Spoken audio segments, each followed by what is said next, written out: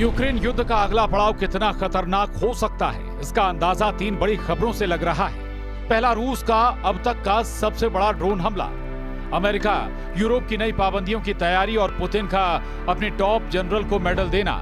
वो जनरल जिस पर इंटरनेशनल कोर्ट ने वारंट जारी कर रखा है। इस बीच अमेरिका से आई एक वार्निंग ने जेलेंस्की को बहुत ज्यादा बेचैन कर दिया है। क्या जंग के शोलों से धधकने वाला है यूरोप? क्या यूक्रेन के बाद पुतिन की रेडार पर नाटो है? क्या पुतिन ने तय कर लिया है अपना अगला टारगेट?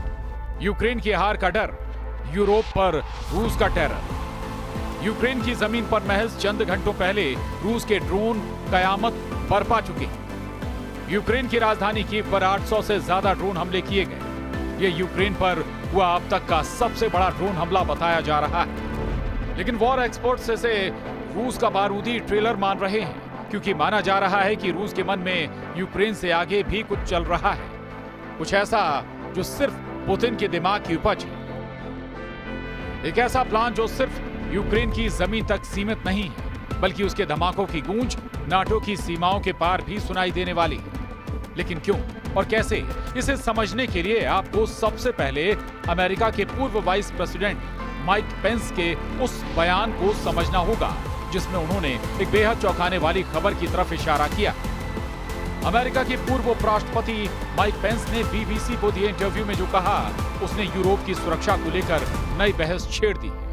पेंस ने साफ शब्दों में चेतावनी दी कि अगर यूक्रेन रूस के सामने हार गया तो इसमें कोई शक नहीं कि अगला निशाना नाटो की सीमाएं होंगी। यानी यूक्रेन की लड़ाई केवल एक देश की जंग नहीं है, बल्कि पूरे यूरोप की सुरक्षा की जंग है। पेंस ने कहा कि पुतिन की महत्वाकांक्षाएं यूक्रेन की सरहद से कहीं आगे तक फैली हुई हैं। अगर उन्हें यहां जीत मिलती है तो रूस को और ताकतवर और ज्यादा खतरनाक बनने का मौका मिलेगा।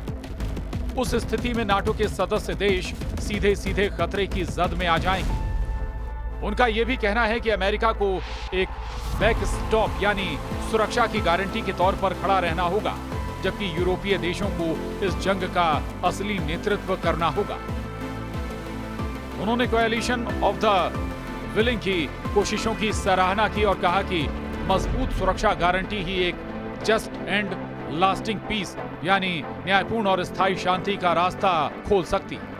यानी माइक पेंस की नजर में अगर आज यूक्रेन गिरा तो कल यूरोप के कई देश भी उसी आग में झुलस सकते हैं। यूक्रेन की राजधानी कीव पर 800 ड्रोन बरसाना ये महज एक हमला नहीं था, बल्कि रूस का वो इशारा था जो आने वाले वक्त का सबसे बड़ा खतरा साबित हो सकता। पश्चिमी खेमे के रणनीतिकार साफ कह रहे हैं, ये अटैक असली युद्ध की महज झलक। ट्रेलर, असली फिल्म अभी बाकी। यानी पुतिन की सोच यूक्रेन की सीमाओं पर रुकने वाली नहीं। उनका विजन है यूरोप को सीधा डर और दहशत के साए में धकेलने का।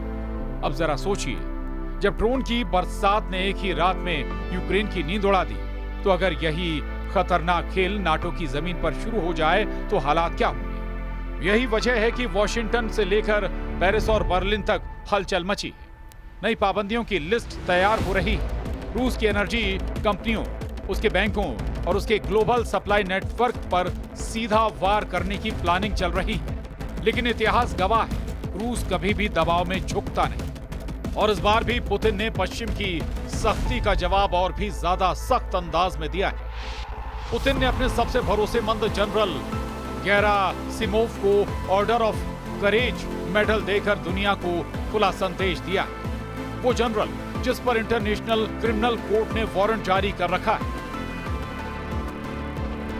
यानी पुतिन ने साफ कर दिया है कि उन्हें आईसीसी की परवाह नहीं, उन्हें किसी भी वैश्विक संस्था का डर नहीं, और वो अपने युद्ध जनरलों को हीरो बनाकर पेश करेंगे। ये तस्वीर रूस की उस रणनीति की है जिसमें सैन्य ताकत के साथ साथ प्रोपेगेंडा भी शामिल है। घरेलू मोर्चे पर जनता को यही दिखाया जा रहा है कि उनका नेता पुतिन पश्चिमी साजिशों से लड़ रहा है और उनके जनरल देश की शान है। लेकिन सवाल यही है कि जब दुनिया का सबसे ताकतवर सैन्य गठबंधन नाटो भी इस आग की जद में आने लगेगा, तो क्या हालात केवल चेतावनी तक सीमित रहेंगे या फिर यूरोप सचमुच जंग के मैदान में तब्दील हो जाएगा?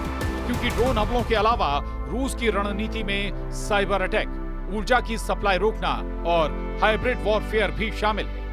यानी पुतिन सिर्फ गोलियों और मिसाइलों से नहीं बल्कि गैस पाइपलाइनों और इंटरनेट सर्वर से भी युद्ध छेड़ सकते हैं। यूरोप के लिए आने वाली सर्दियां किसी नए इम्तिहान से कम नहीं होंगी। अगर रूस ने गैस और ऑयल का नल बंद किया तो शहरों की रोशनी से लेकर फैक्ट्रियों की मशीनें तक थम सकती हैं। और यही वो दबाव है जिसका इस्तेमाल पुतिन नाटो और यूरोपीय देशों पर करेंगे ताकि पश्चिम को झुकने पर मजबूर किया जा सके।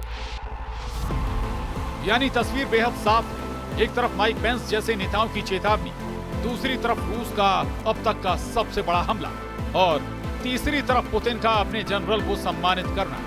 ये तीनों घटनाएं मिलकर आने वाले तूफान का इशारा दे रही है। रूस की आक्रामक रणनीति को समझना हो तो नजर डालनी होगी पिछले 2 हफ्ते की जंग पर। ड्रोन और मिसाइल अटैक सिर्फ यूक्रेन की राजधानी तक सीमित नहीं रहे। खार्किव, ओडेसा और डोनबास के कई शहर लगातार टारगेट बने हुए हैं। यूक्रेनी खुफिया एजेंसियों का दावा है कि रूस ने ईरान और उत्तर कोरिया से नए बैच में हथियारों की सप्लाई तेज कर दी है। यानी पुतिन इस जंग को लंबा खींचने की तैयारी में और इसके लिए उन्हें सैन्य रसद की कमी रोकनी होगी। अमेरिकी रक्षा विभाग की रिपोर्ट कहती है कि रूस हर हफ्ते औसतन 1500 से ज्यादा ड्रोन और मिसाइलें तैयार कर रहा है। रूस का औद्योगिक ढांचा अब सिर्फ एक चीज पर केंद्रित है, युद्ध। लेकिन कहानी यहीं तक सीमित नहीं। मैदानी जंग के साथ रूस ने कूटनीतिक मोर्चे पर भी अपने पत्ते खोल दिए। चीन और रूस की हालिया मुलाकात को लेकर पश्चिमी विशेषज्ञों का कहना है कि यह मुलाकात सिर्फ दोस्ताना तस्वीरों की नहीं थी बल्कि यूरोप के लिए नया सिरदर्द बन सकती है। चीन ने रूस को सीधे सीधे हथियार देने से इनकार किया है, लेकिन डुअल यूज टेक्नोलॉजी यानी ऐसे उपकरण जो सिविल और मिलिट्री दोनों कामों में इस्तेमाल हो सके, उसकी सप्लाई पर चुप्पी साधी हुई। दूसरी तरफ नाटो की तैयारी भी कम नहीं। ब्रसेल्स में हुई हालिया मीटिंग्स में फिनलैंड और पोलैंड ने खुलकर चेतावनी दी कि अगर यूक्रेन हारा तो उनकी सीमाएं सीधे खतरे में होगी। यानी नाटो के छोटे लेकिन संवेदनशील देश अब सीधे सीधे रूस को चुनौती देने की मांग उठा रहे हैं। और जब बात पुतिन की महत्वाकांक्षाओं की हो तो एक अहम सवाल हमेशा उठता है, क्या उनका असली मकसद सिर्फ यूक्रेन को गिराना है या फिर सोवियत यूनियन के पुराने नक्शे को फिर से खड़ा करना? क्योंकि उनके हर भाषण में ऐतिहासिक गलती सुधारने की बात दोहराई जाती है। तस्वीर साफ है, यूक्रेन सिर्फ पहला पड़ाव है, मंजिल कहीं और है। अब जरा सोचिए, यूरोप की सीमाओं पर अगर ये जंग फैलती है तो असर सिर्फ टैंकों और मिसाइलों तक सीमित नहीं रहेगा। स्टॉक मार्केट से लेकर ग्लोबल ऑयल प्राइस तक हर सेक्टर इस आग की लपटों में झुलसेगा। पहले से ही जर्मनी और फ्रांस में महंगाई रिकॉर्ड स्तर पर पहुंच चुकी है। अगर ऊर्जा संकट और गहरा हुआ तो यूरोपीय जनता की नाराजगी सड़कों पर दिखेगी। यही वो मोमेंट है जहां पुतिन को बढ़त मिल सकती है, क्योंकि उनकी स्ट्रेटजी सिर्फ युद्ध नहीं बल्कि मनोवैज्ञानिक दबाव भी है। अगर यूरोपीय जनता अपने नेताओं पर दबाव बनाएगी तो नाटो की एकजुटता खुद ब खुद टूट सकती है। ब्रिटिश इंटेलिजेंस की रिपोर्ट के मुताबिक रूस पहले से ही सोशल मीडिया प्लेटफॉर्म पर फेक न्यूज और डिसइंफॉर्मेशन कैंपेन चला रहा है।